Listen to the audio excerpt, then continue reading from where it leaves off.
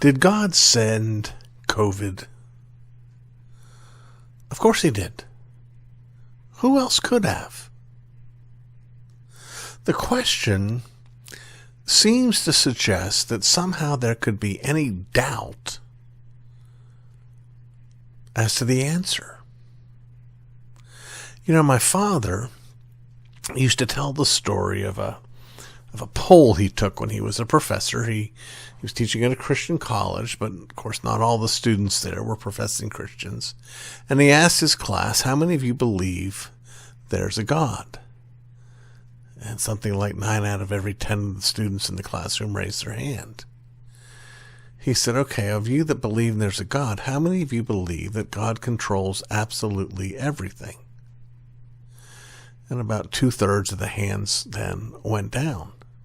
He went on to say, now I don't understand something. He said, there's some of you who raised your hand and said you believed in God and then lowered your hand when you wouldn't be willing to affirm that the God that you believe in controls all things. I need to tell you, if God doesn't control all things, he's not God.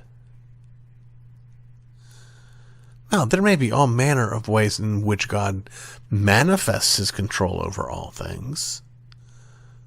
But of course he controls all things. That's the wrong place for us to have our humility. But there is a right place. I am willing to die on this hill that God sent COVID. What I have precious little confidence in is my ability to answer this question. Why did God send COVID? I don't know. I've got guesses, but I recognize that's all they are. They're just guesses. I can't read his providence and reach safe conclusions about his proximate motives. Now, his ultimate motives, I know, are these. One, he is about the business of making manifest his own glory. And secondly, he's about the business of helping his own people grow in grace and wisdom. So I know that much. But how this hardship specifically feeds into those two goals, I can't begin to guess. But I don't need to. I don't need to look at anything coming down the pike, whether it's COVID or whether it's my guy not winning the election or whatever it may be. I never have to ask the question, is this something that happened that was beyond God's control? I don't know if kids do this anymore. Not only has the world changed so much, but the church has changed so much since I was a kid. But when I was a kid and we went to church, we used to sing kids' songs. We used to sing Michael Row the Boat Ashore. We used to sing Jesus Loves the Little Children. But you know, my favorite one was He's Got the Whole World in His Hands.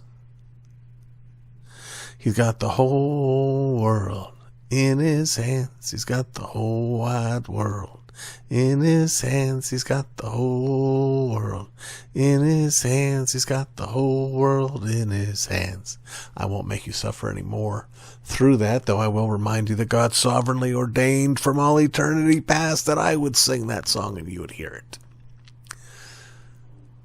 He does have the whole wide world in his hands.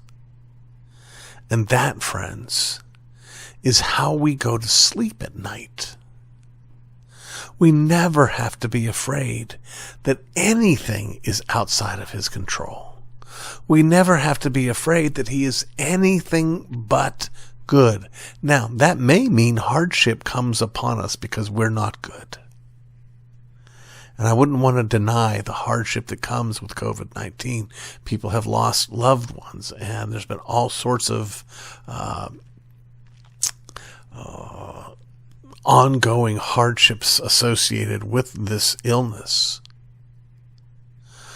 But you know who's strong? The one who controls all things.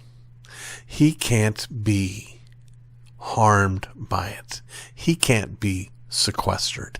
He never shelters in place. In fact, he sent his son to rescue us.